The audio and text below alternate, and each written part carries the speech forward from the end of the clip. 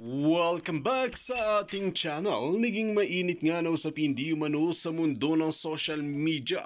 Tila hindi nga nakapalag ang Makabayan Black kay Kong Abante. Dito nga natin makikita mga kaibigan na talagang hindi nga pinalagpas ni Congressman Abante ang mga kapalpakan dahil puro na lang palusot ang ginagawa ng Makabayan Black na ito. Kung matatandaan natin, ang sumukong mga aktivista ay talagang linaglag nga kung sino talaga ang namamahala sa kanila. Dito natin mapapatunayan mga kaibigan na mas lalong lumalapa pa ang bansang Pilipinas dahil sa ganitong mga grupo at mga leader na talagang sinisira ang ulo at utak ng kabataan. Ang nakakalungkot dito, mabilis ngang masira at mauto ang utak ng kabataan ngayon dahil nga rebelde ang utak nila dahil sa nakikita rin nila na hindi magandang example sa namamahala sa ating gobyerno. Kaya naman talagang napapahamak at talagang kawawa ang matitinong opisyalis na gumagawa ng kanilang tungkulin at pinagtatanggol talaga ang ating mga kababayan dahil nga sa mga aktivista na ito at sa makakaliwang grupo ay talagang marami talagang nasisira na ulo ng kabataan at hindi na nga sila ang nagiging magandang ehemplo sa atin ngayon at talagang sila na ang sakit sa ulo dahil nga sa mga pulpul na opisyalis na ito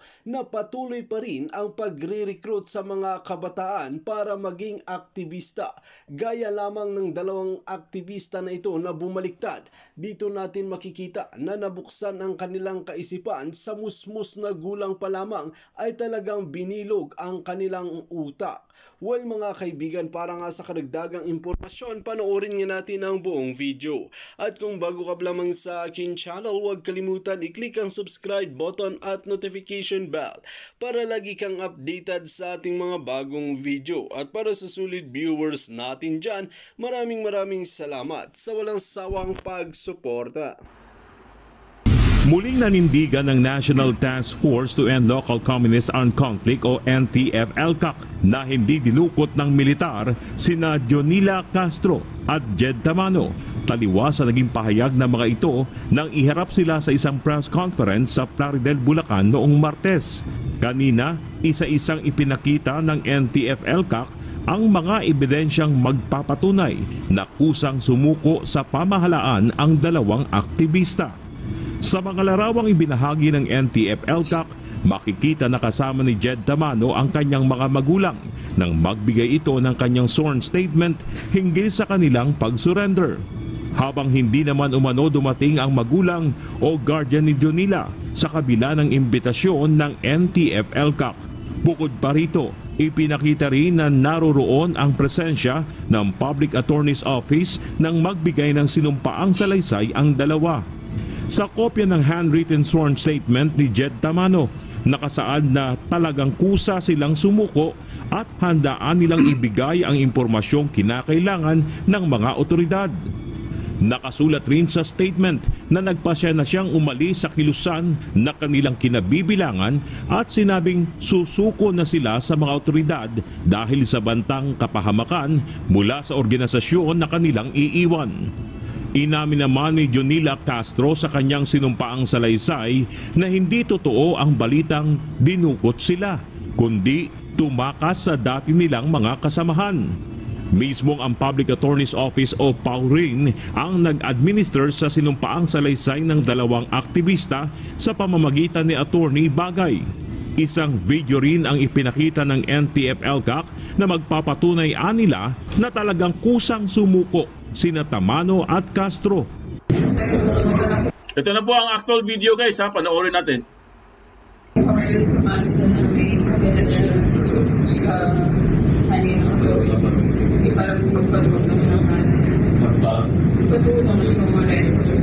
Talagang may plan na kayo talaga na mag-surrender.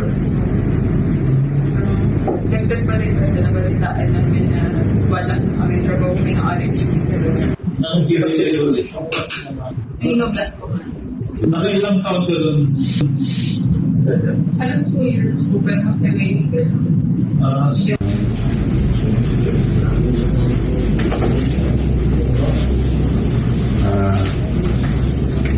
Janila at Jet Tamayo. Nabasa niyo po yung mga salaysay niyo. Kakasan ko yun. At pinanong niyo sa akin na ito ay kusang loob niyo, sinasabi at walang namilit sa inyo. Ito po, at ito ay puro katotohanan na nalaman ko ito. Sabi po, dahil nakasabi dito ay puro katotohanan at kapag nagsinungaling ka ito ay pwede ka makasukan. So dahil nandun pa kayo sa akin, sige po, i-firman na lang sa iyo mga salaysay. Ayan, pumirma na sila guys. Ayan, pumirma sila mismo.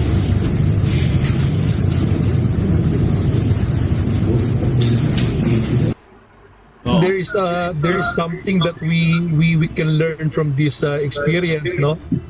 The presentation to the media is just to tell the purpose, no? The purpose of presenting them to the media is to let the public know that these two kids, these two young ladies are well taken care of. I won't say that it is a wrong move, no? Just like what I've said a while ago, we need to balance kasi yung building trust and confidence para sa mga nag-iisip na magbalik loob sa atin. Bernard Daddy, UNTV News and Rescue. Di ba? Mukha ba silang tinakot, mga kaibigan? Nakita niyo naman sa video, di ba? Mukha ba silang tinakot? Ayan o, ulitin natin. O, ayan o, nanumpa sila dyan guys. Mukha ba silang tinakot? Mukha ba may pwersahan? Mukha ba silang parang may umaano sa kanila? Parang may nag-intimidate sa kanila? Kasi tinan nyo, andyan yung mga magulang na sa likod. Ayun, mga magulang yan eh. O, ito o. Mga magulang yan ni bapangalan ng babae? Kasi kung tinakot yan or intimidated sila, mahalata yan eh. Kasi itong video na to guys, hindi nila alam. Hindi nila alam na may kumukuha pong video. Kaya siguro nag-recant sila. Kasi kung alam nila na may kumukuhang video na may ebidensya guys, hindi sila magre-recant eh. Hindi sila babaliktad. Pero bigla silang bumaliktad. Ano pag sabi ng babae? Hindi daw siya pumirma, di ba? Ang sabi niya, hindi daw siya pumirma. Pagdating daw din nila doon, mayroon na daw mga nakahandang salaysay at hindi daw nila pirma yon. Pero kitang-kita sa video, pumirma. Ano sinasabi nyo na hindi kayo pumirma? Kaya mga iha, makukulong talaga kayo dahil sa mga pinagagawa nyo. Kasi ibang-iba yung sinasabi nyo doon sa press con na bigla kayong bumaligtad na nagulat ang lahat. Para ba ang nangyari sa press con guys, parang sudden attack, no? Walang kaalam-alam ang NTF-ELCAC, walang kaalam-alam mga kapulisan, mga militar, na ang sasabihin pala nila sa press con guys, ay kabaliktaran. Kumbaga, hinanda nga eh. Talagang naka-ready na.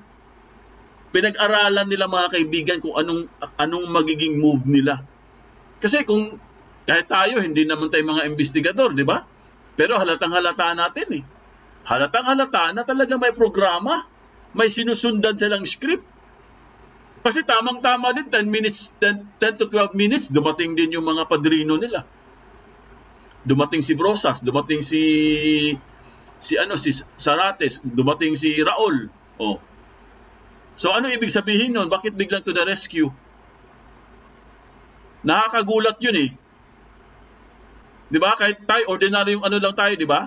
Mga ordinaryong tao lang tayo, wala naman tayo alam sa investigasyon na 'yan, pero magugulat ka rin eh kung mapapanood mo yung video eh. Bakit ganun? Bakit biglang may nagrally sa labas? Bakit biglang may mga commotion na nangyari doon sa labas na akala mo may mangyayaring masama? Na ang ginawa lang naman sa loob ay press con. Pero bakit biglang, at ito pa guys may natuklasan po may bagong natuklasan yung mga mga militar. Yung mga tarpaulin na ginawa ay bagong-bago. Bagong-bago, bagong pintura mga kaibigan. Mukhang ginawa yun for the last minute. Parang ganun ang nangyari guys. Ginawa yung tarpaulin na yun to the last minute. Parang sige, bilisan nyo, gawin nyo na kaagad yung tarpaulin kasi nga, meron tayong gagawing press con. Nakahanda na. Naka-ready na guys. Yung plot nila. Galing, di ba? Matalino. Pero hindi nila maisahan ang NTF-ELCAC. Naisahan man nila ngayon, pero may rest back po dyan. Oo, buti na lang may video. Buti na lang talaga. Eh kung walang video yan, wala na. Kung hindi nakuhanan yan, wala na. Mahirapan silang kasuhan. Kasi talagang pwede nilang baliktarin lahat. Pero ngayon, may video na, may footage. O, i-share nyo yung video ha. Huwag nyo kalimutan, i-share nyo. Share the video. I-share nyo sa buong madla. Di ba? So, magpasalamat po tayo guys na meron pong kumuha ng video. Ito, yan o. Klarong-klaro. Ulitin natin o. O, asan na ba yun? I-play natin uli o. O. Ayan o. O. O, pirma. Pirma sila. O. Ano sinasabi na hindi kayo pumirma? Ayan o. May video na pumirma kayo. Kayo talaga? Babata nyo pa? Marunong na kayo mag-ano? Di ba?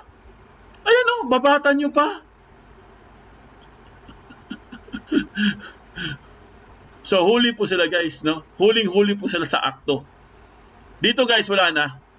Madudurog sila dito. Ito na yung katapusan nila mga kaibigan. Ay, talagang siguradong himas-reha sila. Ito na po ang ating Best Actress. Ready na ba kayo sa ating Best Actress? Itong ating magaling magdrama. Ready na ba kayo sa drama mga kaibigan? Ha? Ito na po, i-play na po natin. Asa na ba si drama? Si drama queen. Siya ngayon ang bagong drama queen eh. O, i-play na po natin guys. Ang sinasabi na ng mga bata, kami ay dinukot. Under custody pa rin kami ngayon ng military. Kung hindi sila maaalis doon, pabalik sila sa kampo. Paano ma-assure yung impartiality ng Department of Justice on the investigation conducted or to be conducted given that the statements made by Secretary Remulla seems to be very biased against Jed and Jonila and seems to have already painted the two environmental activists as part of the CPP-NPA. Mr. Speaker. Before you answer... Ngayon, naglilikramo kayo. Ito guys, makinig kayo mabuti dito mga kaibigan. Nilireklamo niya ang Department of Justice Secretary na si Boying. Anong reklamo niya? Ang reklamo niya guys, hindi daw impartial. Natatandaan niyo yung kay Bantag, tsaka kay Teves? Pinaglalaban natin, di ba? Kay Bantag, kaso ni Bantag, kaso ni Teves. Ginawa nila, anong ginawa ni Boying sa mga kaso ng mga yan? Di ba? Unfair. Walang fairness of justice. Walang semblance of fairness. Anong ginawa ng mga makaliwa na to? Itong nagdrama na to, anong ginawa niya dati? Sa kaso ni Bantag, sa kaso ni Teves.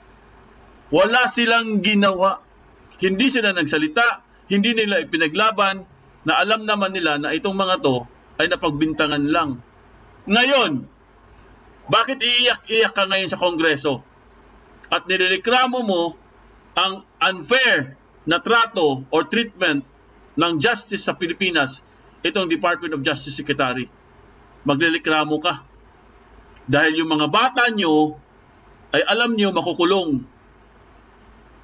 Diba? Alam nyo makukulong eh. Ngayon maglilikramo kay Bonjing. Sasabihin nyo, wala namang, hindi naman fair ang justice sa Pilipinas. Dapat impartial sila. Nek-nek nyo, utot nyo. Yung panahon ni Bantag, panahon ni Teves, tinayuan nyo ba? Tinayuan nyo? Tanong ko lang sa inyo. Nilikramo nyo ba si Bonjing? Ipinaglaban nyo ba sa Kongreso? Ikaw, lalo na ikaw, nasa Kongreso kayo. Kay Teves, hindi nyo siya pinayagan, di ba, mag-Zoom. Walang tumayo sa inyo kahit isa. Walang nakikipaglaban sa inyo, sa inyong kabaro, sa inyong colleague. One of your colleagues na si Kong Arnie Teves. Hindi nyo siya ipinaglaban. Hindi nyo siya inilabas sa Zoom. Ngayon, maglilikramo kayo kay Bonjing. ng Department of Justice Secretary, sasabihin nyo, walang fairness on walang, kumbaga, injustice. Ayan, karma nga. Karma nga sa inyo. Kung sana dati pinaglaban nyo yan at pinaalis nyo si Bonjing dyan sa Department of Justice, hindi sana kayo magkakaproblema ngayon. Wala Hinayaan nyo lang din. Kami, naano na yung ugat, ang mga vlogger guys, yung mga ugat ng mga vlogger, mapuputol na. Pinaglalaban natin si Tevez, pinaglalaban natin si Bantag, pero yung mga kongreso na to, itong mga to, walang salita, wala man lang drama nung panahon na yon. Pero ngayon, bakit ka umiyak-iyak dyan? Ha? Iiyak-iyak ka ngayon sa kongreso dahil yung mga bata nyo ay alam mo, nasa kulungan magpapasko. Buti nga sa inyo, karma kayo. Wala kayong ginawa. Ito, play na nga natin, nakakaasar Puro kadramahan That, Mr. Sponsor, may I remind Congresswoman Brosas, that will be your last question. Yes, Mr. Speaker, pasagutin po natin yung And that Mr. is the last Speaker, question. yes. Please proceed. Thank you. Ang prosecutor naman po ay hindi judges. Ang sa batas po natin, yung dapat impartial yung judges because they have to listen to different views. They will determine who is telling the truth and they will evaluate all the evidence presented. Ito naman pong prosecutor. Ay, patawa-tawa pa si Bonjing Nakita nyo guys, patawa-tawa pa Tingnan nyo sa screen nyo guys, patawa-tawa pa si Bonjing. Pinagtatawanan lang sila. Nakita nyo ba si Bonjing guys? Ituro nyo nga asan si Bonjing, ituro nyo nga. ako na nga magturo. Ayan Ayan si Bonjing ayan. Relax. Foodie net, relax. Relax lang tayo, relax.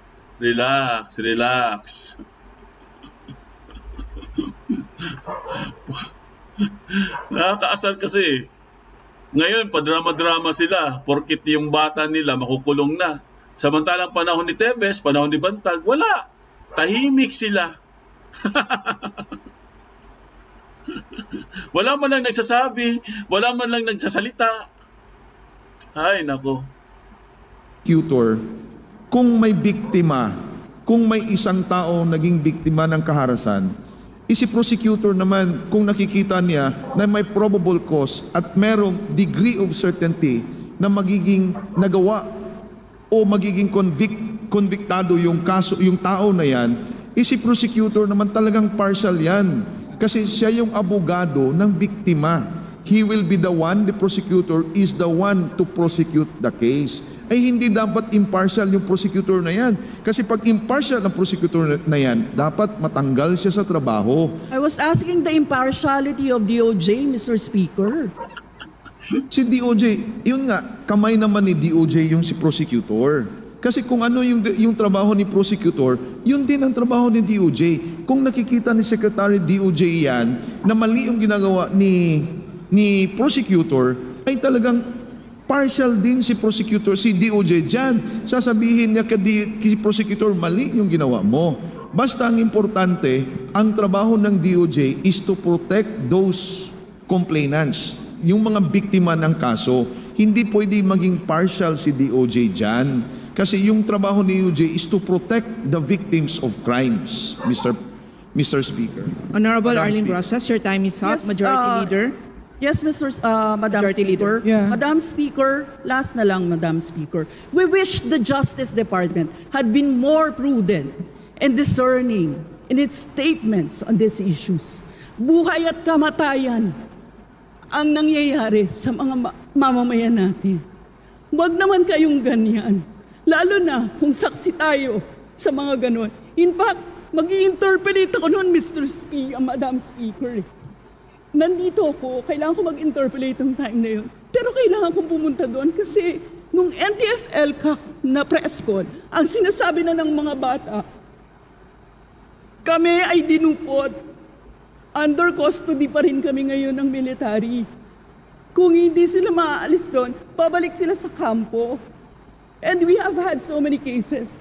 Yesterday, I was telling the DND, ng cases. Hanggang ngayon hindi pa rin naman na-resolve yung mga cases na yon. That was under the DND Secretary, si Gilbert Chodoro.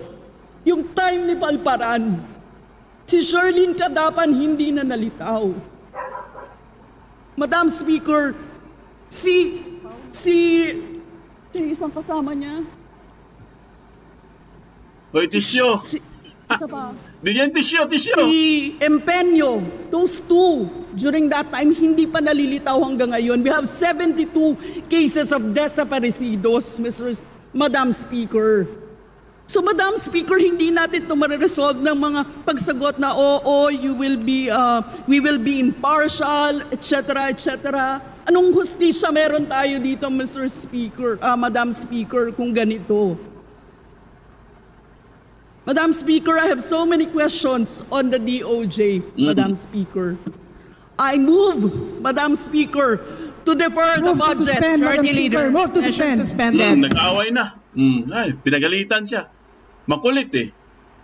Ngayon, ang laki ng problema nyo sa Department of Justice. Buti nga sa inyo. Dati, kami mga vlogger, pinaglalaban namin yan. Hindi kayo nakikinig sa amin. Si Attorney Panelo, hindi nyo pinapakinggan.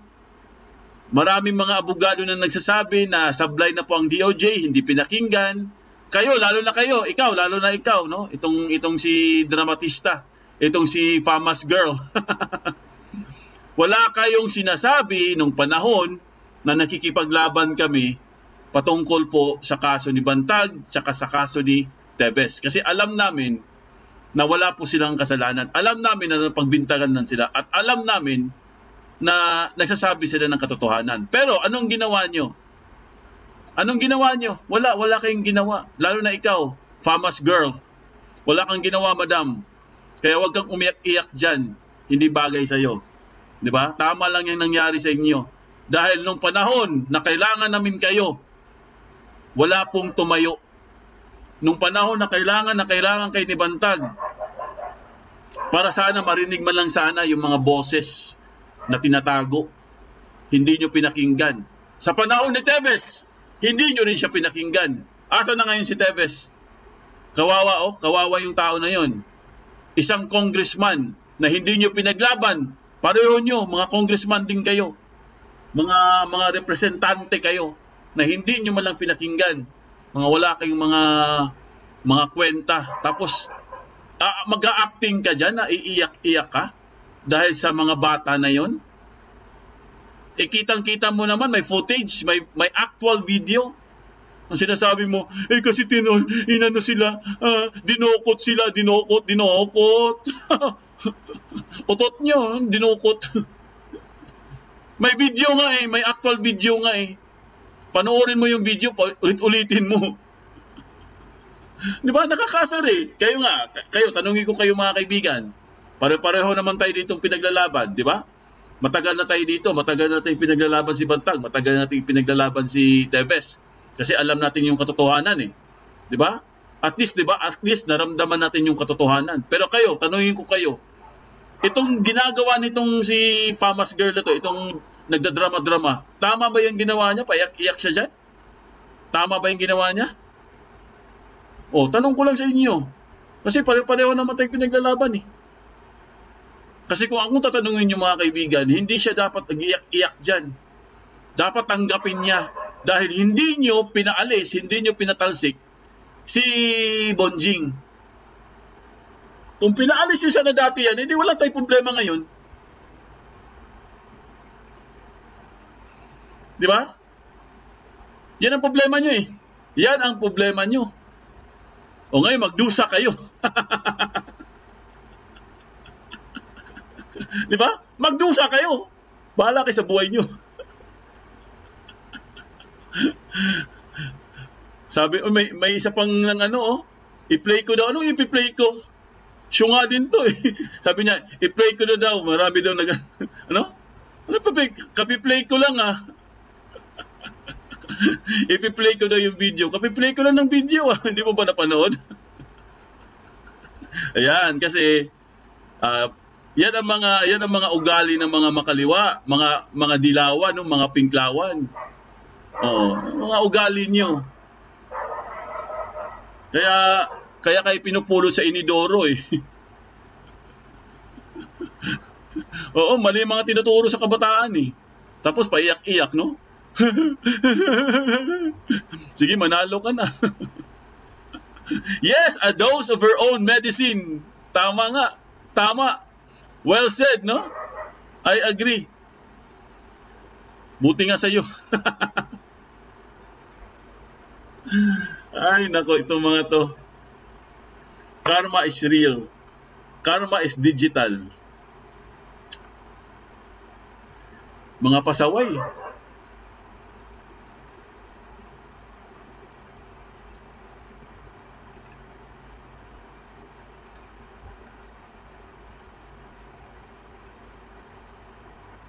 Now, I do not know why today masyado nating pinag-uusapan ng confidential fund. I have been in Congress since 2004. Hindi pinag-uusapan to eh. Ngayon lamang po masyadong heated ang pag-uusap tungkol sa confidential fund. Hindi ko alam kung bakit, no? Pero the thing is this, ang sabi nga ng ating ombudsman, if it will question the integrity of the ombudsman, ang sabi niya, oo, tanggalin na yung confidential fund. Ako, personally, no, wala akong problema rin sa SALN. I have submitted my SALN properly, no? I do not know if the good lady has a problem with that, di ba? But thing is, unang-una, ang sabi ng ating ombudsman, there is actually no law na we should submit the SALN. Ito na po mga kaibigan, si Congressman Abante. Ang paghaharap po sa Kongreso, hinarap niya po itong si Castro mga kaibigan. At of course, ano ang topic dito? Confidential fund na naman. Walang tigil na confidential fund na yan. So panoorin po natin sabay-sabay guys kung paano niya dinurog, no? Durog na durog itong mga Makabayan Block. Ito po, panoorin natin mga kaibigan. Mukhang takot na takot sa lifestyle check tong mga to eh. She next done, hello! Ayan, sabi ni Ayo, bigyan ng award, koronahan ng itim. Koronang itim. Uwi na, may nanalo na, may trophy na iyan. Panay Hershey ka lang, abogado nga, kaharap mo. O nga, no? Kaharap na nga nilang abogado eh. Sus Maria Joseph. Kakalabanin pa nila ang PAW. The distinguished sponsor yields to some of my questions. Mr. Speaker, gagalakan ko po na tanggapin ang mga katanungan at sagutin po ng abot ng aking makakaya. Okay, so yung unang tanong, Mr. Speaker, distinguished sponsor, siguro ang unang tanong ay tungkol din sa confidential funds. Okay. So, ang ombudsman po ba ay entitled sa confidential fund noong mga nakaraang taon, 2018, 2019, 2020, 2021, and 2020? Yeah, Mr. Speaker, Your Honor, palagay ko po ako bilang if personal opinion, no? Personal opinion. Hindi ko na kinakailangan pang kausapin ng ombudsman tungkol dito eh. Palagay ko, it is needed by the ombudsman. Why? Because the ombudsman is an investigative body. Kinakailangan makita po natin ito. Bilang investigative body, kinakailangan po nila ng confidential fund. Ang pinag-uusapan lamang ito eh, ginagamit ba ang confidential fund ayon sa paggamit the ombudsman, which is correct. Ginagamit po nila yan. Pero nung araw pa, nung una pa, bago pa lamang si Justice Martires na upo bilang ombudsman, meron na pong confidential fund ang ombudsman. Yes. So, ang sinasabi po, Mr. Speaker, ng ating distinguished sponsor ay merong nakalaan na budget sa GAA ng 2018 to 2022 ang Office of the Ombudsman. Tama po. Ay, ano po yun? Ano po yun? Sa sinabi niyo po kanina, Mr. Speaker, ang Office ng Ombudsman ay nilaanan or allocated, merong allocated na budget on the confidential fund. Since, ito lang, ang nag-gather ko lang naman ay since 2018 up to the present. Yes. Tama po. Well, Mr. Speaker, Your Honor, hindi ko alam kung bakit napakalaki. No, this is again, Mr. Speaker, my answer comes from my own opinion. Now, I do not know why today masyado nating pinag-uusapan ng confidential fund. I have been in Congress since 2004. Hindi pinag-uusapan to eh. Ngayon lamang po masyadong heated ang pag-uusap tungkol sa confidential fund. Hindi ko alam kung bakit, no?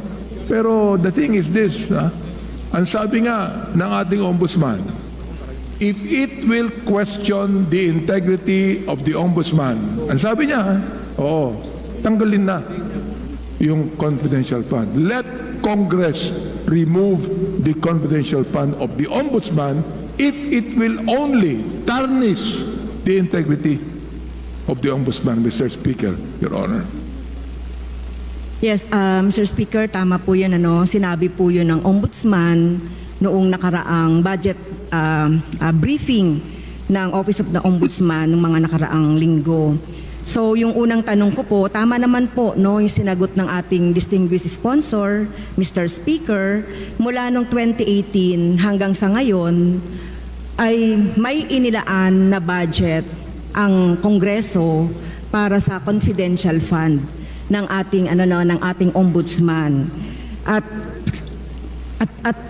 gusto ko lang i-emphasize dito, Mr. Speaker, na kung ikaw ay walang expressly provided for na budget allocation for CF, so wala kang gagamitin na confidential fund. Pero sa dokumento natin, sa records natin from GAA 2018 to 2023, meron po talagang inilalaan ang ating Kongreso na budget para sa confidential fund ng ating ombudsman. So totoo naman na meron talagang ginagawang mga investigasyon, siguro may ginagawang mga surveillance, may ginagawang mga iba pang mga related doon sa mga confidential informations. Kasi nga nag-iimbestiga tayo, di ba, ng mga quote-unquote corrupt officials. So nilalaanan siya. So tingin natin sa Kongreso dapat laanan. Kaya nga through the years nagkaroon po ng budget ang ombudsman ng confidential fund. So, yun lang po ang gusto ko itanong, na talagang sa mga budget natin merong otorisasyon ang Kongreso na gumamit ang ombudsman ng confidential fund. Unang-una, Mr. Speaker, Your Honor, it is not upon the dictate of the ombudsman kung magkano ang confidential fund ibibigay sa kanila. It was given by the DBM. Pangalawa, gusto mong makita natin kung kailan nag-start po ito. In fact, confidential fund of the ombudsman started in 2005. 2005. Oo. And even today, the Ombudsman has complied with all the requirements of the COA circular performing to confidential fund. No audit observation or findings on the use of confidential fund of the office. So, sa akin po, ganito, I think that Congress later, if ever Congress will not remove the 51 million confidential fund. Perhaps later, we have the oversight committee in Congress. We could be able to investigate the use of any confidential fund of any agency in government, Mr. Speaker, Your Honor. Okay, thank you po, Mr. Speaker. So, nililinaw ko lang po, no, doon sa GAA natin, entitled at nilaanan ng Kongreso ng budget para sa confidential fund, ang Office of the Ombudsman. So, batay po sa expenditure programs, so meron po tayong 2018, actual obligation is 13,451,000. In 2019, ang actual obligation sa confidential fund ng Ombudsman ay 26,951. Sa 2020 po, 16,585,000. And in 2021, there is 13,098,000 pesos. And in 2022, meron po tayong 18,693 na nakatala, na nakalagay po doon sa NEP ng 2020 to 2024 ay actual obligation. So pag sinabi pong actual obligation, ito po yung pwede nang magasta, no? So ang tanong ko lang po, ito po ba ay na-disburse na? Well, Mr. Speaker, palagay ko, nasagot ko na po ito na yung Ombudsman has complied. No, sabi ko, has complied with all the requirement of the COA. Nasagot na po ito. Pero, ito po ang sabi ng Ombudsman. Upang hindi na pagdudahan ang trabaho ng Ombudsman at upang for the sake of transparency and accountability, I would suggest the House to remove, ako na mismong sponsor ng budget na ito, I would suggest that the House remove the confidential fund of the Ombudsman. So, hindi naman po tayo, Mr. Speaker, distinguished sponsor. Kulit ka kasi. Masyado ka kasing makulit. Ayan. I-remove na lang. Sige, kung ayaw mo, sige, tanggalin na ng confidential funds na yan.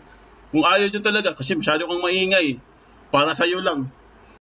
Dito nga natin makikita kung paano nga gisain ang Makabayan Black na ito at hindi nga sila makakalusot, lalong-lalo na at sumurrender ang dalawang aktivista at linaglag kung sino ang kumuha sa kanila at mastermind dito. Well mga kaibigan, kung kayo ang tatanungin ano ang inyong mga opinion, just comment below sa ating comment section at ating pag-uusapan.